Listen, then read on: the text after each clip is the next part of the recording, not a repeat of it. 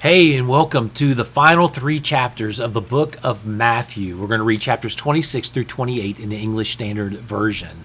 We come to the death, the burial, the resurrection of Jesus. We find in chapter 26 Jesus meeting with his disciples celebrating the Passover. And if you remember our reading from the Old Testament, you'll remember that every year the Jewish people celebrated God saving them from slavery from the Egyptians, and specifically that 10th plague where if they had blood on their doorpost, the death angel would pass over and not kill the firstborn of every house. Jesus takes the wine during this Passover and the bread, and he gives it a new meaning about sacrifice, because his sacrifice is going to conquer death and it's going to free us from the slavery of sin. So let's read about those incredible last moments leading up to Jesus' death and then his resurrection and what takes place after that. When Jesus had finished saying all these sayings, he said to his disciples, "You know that after 2 days the Passover is coming, and the Son of Man will be delivered up to be sacrificed." Then the chief priests and the elders of the people gathered in the palace of the high priest, whose name was Caiaphas, and plotted together in order to arrest Jesus by stealth and kill him. But they said, "Not during the feast, lest there be an uproar among the people." But when Jesus was at Bethany, in the house of Simon the leper, a woman came up to him with an alabaster flask of very expensive ointment, and she poured it on his head as he reclined at table. And when the disciples saw it, they were indignant, saying, "Why this waste? This could have been sold for a large sum and given to the poor." But Jesus, aware of this, said to them, "Why do you trouble the woman? For she has done a beautiful thing to me. For you always have the poor with you, but you will not always have me. In pouring this ointment on my body, she has done it to prepare me for burial. Truly, I say to you, wherever this gospel is proclaimed in the whole world, what she has done will also be told in memory of her." Then one of the 12, whose name was Judas Iscariot, went to the chief priests and said, "What will you give me if I deliver him over to you?" And they paid him 30 pieces of silver. And from that moment he sought an opportunity to betray him. Now on the first day of unleavened bread, the disciples came to Jesus, saying, "Where will you have us prepare for you to eat the Passover?" He said, "Go into the city to a certain man and say to him, 'The teacher says, my time is at hand. I will keep the Passover at your house with my disciples.'" And the disciples did as Jesus had directed them, and they prepared the Passover. When it was evening, he reclined at the table with the 12. And as they were eating, he said, "Truly I say to you, one of you will betray me." And they were very sorrowful and began to say to him one after another, "Is it I, Lord?" He answered, "He who has dipped his hand in the dish with me will betray me. The Son of Man goes as it is written of him, but woe to that man by whom the Son of Man is betrayed. It would have been better for that man if he had not been born." Judas, who would betray him, answered, "Is it I, Rabbi?" He said to him, "You have said so."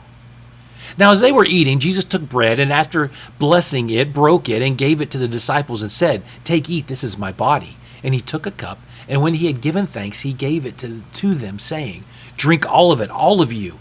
For this is my blood of the covenant, which is poured out for many for the forgiveness of sins. I tell you, I will not drink it again of this fruit of the vine until that day when I drink it new with you in my Father's kingdom." And when they had sung a hymn, they went out to the Mount of Olives. Then Jesus said to them, "You will all fall away because of me this night. For it is written, I will strike the shepherd, and the sheep of the flock will be scattered.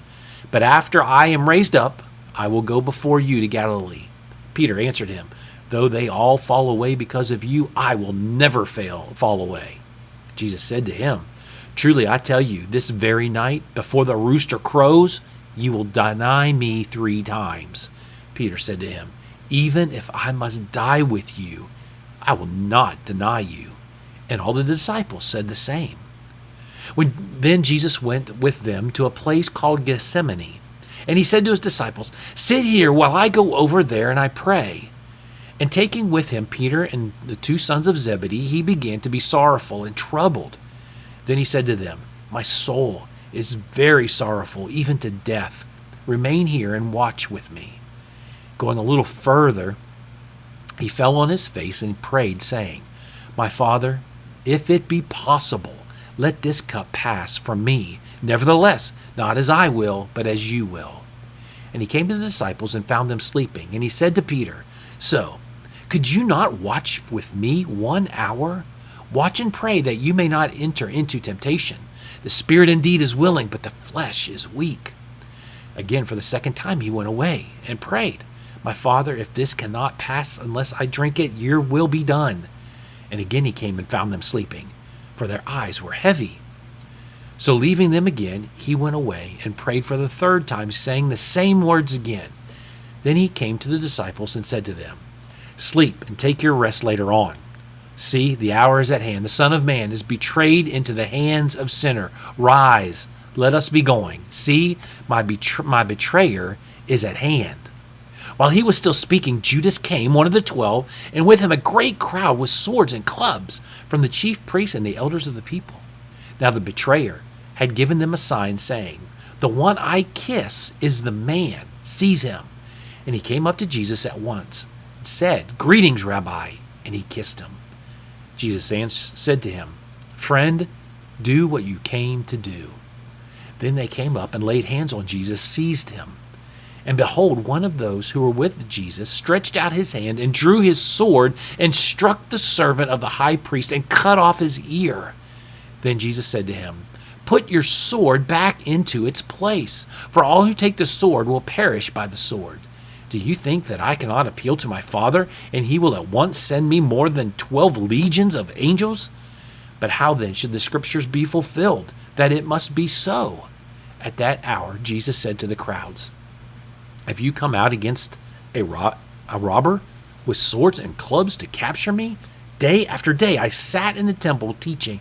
You did not seize me.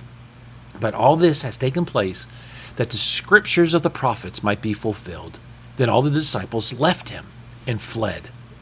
Then those who had seized Jesus led him to Caiaphas the high priest, where the scribes and the elders had gathered. And Peter was following him at a distance, as far as the courtyard of the high priest. And going inside, he sat with the guards to see the end. Now the chief priests and the whole council were seeking false testimony against Jesus, that they might put him to death. But they found none, though many false witnesses came forward. At least 2 came forward and said, "This man said, I am able to destroy the temple of God and to rebuild it in 3 days. And the high priest stood up and said, "Have you no answer to make? What is it that these men testify against you?" But Jesus remained silent. And the high priest said to him, "I adjure you by the living God, tell us if you are the Christ, the Son of God." Jesus said to him, "You have said so. But I tell you, from now on you will see the Son of Man seated at the right hand of power and coming on the clouds of heaven." Then the high priest tore his robes and said, "He has uttered blasphemy. What further witnesses do we need? You have now heard his blasphemy. What is your judgment?" And they answered, "He deserves death." Then they spit in his face and struck him, and some slapped him, saying, "Prophesy to us, you Christ. Who is it that struck you?"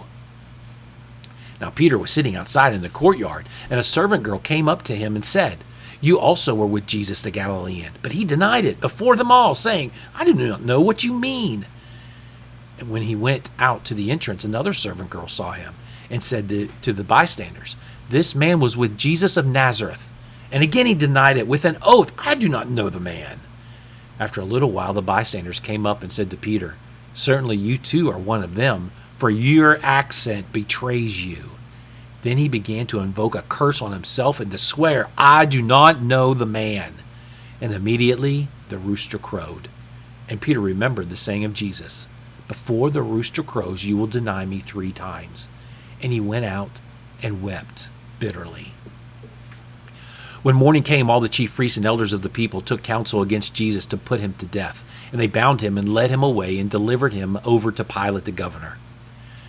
Then when Judas, his betrayer, saw that Jesus was condemned, he changed his mind and brought back the 30 pieces of silver to the chief priests and the elders, saying, "I have sinned by betraying innocent blood." They said, "What is that to us? See to it yourself."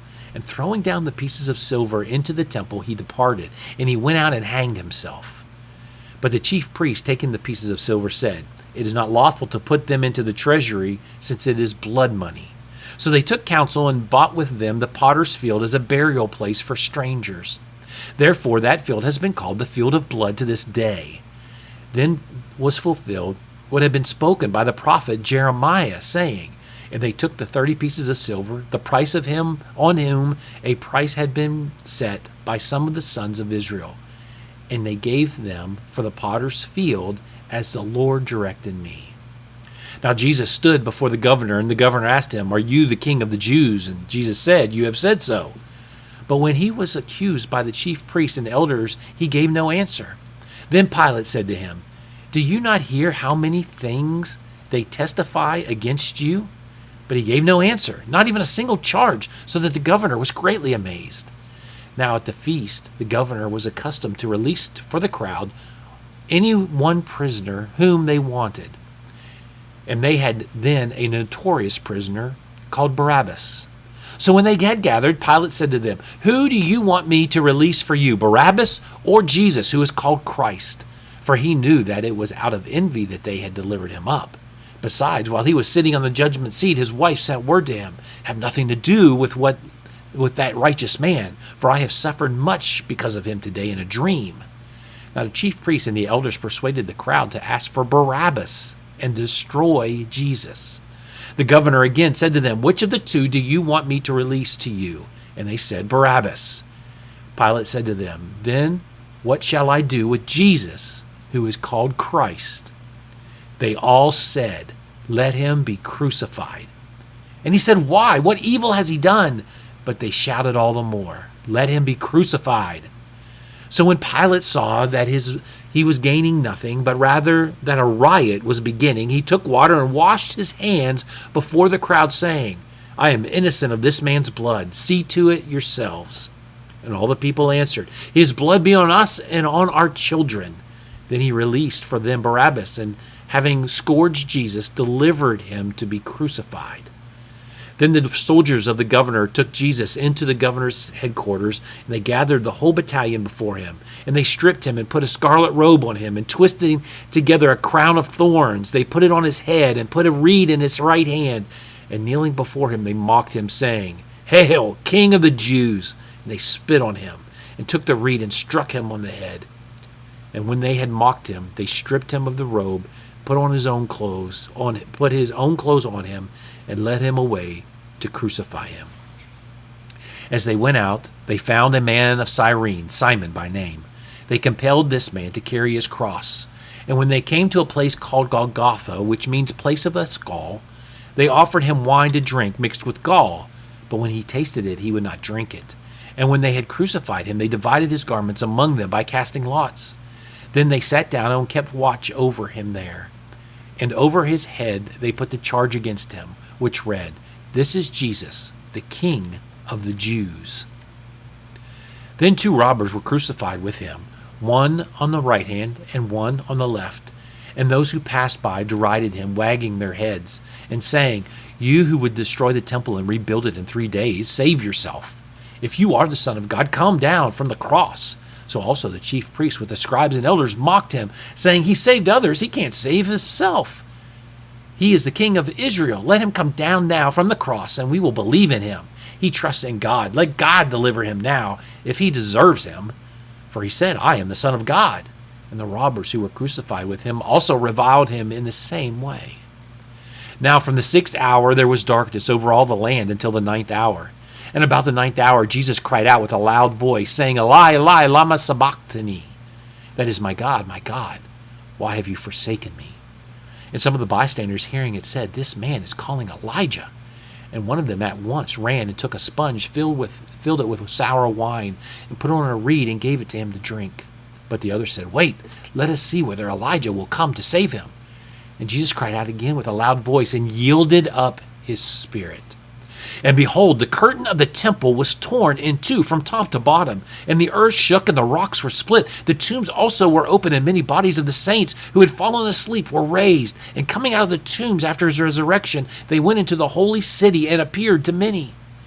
When the centurion and those who were with him, keeping watch over Jesus, saw the earthquake and what took place, they were filled with awe and said, Truly, this was the Son of God.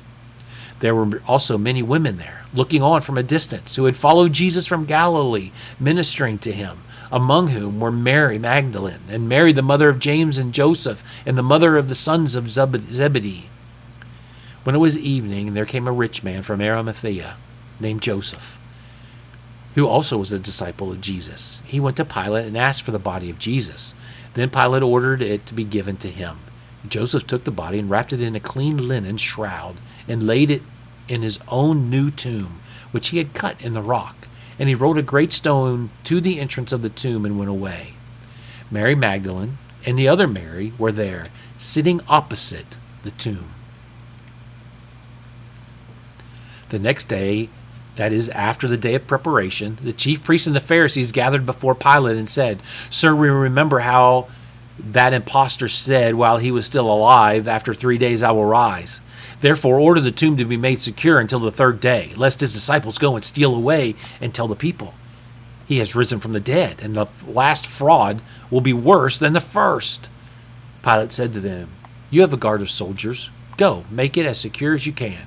So they went and made the tomb secure by sealing the stone and setting a guard. Now after the Sabbath, toward the dawn of the first day of the week, Mary Magdalene and the other Mary went to see the tomb. And behold, there was a great earthquake, for an angel of the Lord descended from heaven and came and rolled back the stone and sat on it. His appearance was like lightning, and his clothing white as snow. And for fear of him the guards trembled and became like dead men. But the angel said to the women, "Do not be afraid, for I know that you seek Jesus who was crucified. He is not here, for he has risen, as he said. Come see the place where he lay. Then go quickly and tell his disciples that he has risen from the dead, and behold, he is going before you to Galilee. There you will see him. See, I have told you." So they departed quickly from the tomb with fear and great joy, and ran to tell his disciples. And behold, Jesus met them and said, "Greetings." And they came up and took hold of his feet and worshipped him. Then Jesus said to them, "Do not be afraid. Go and tell my brothers to go to Galilee, and there they will see me."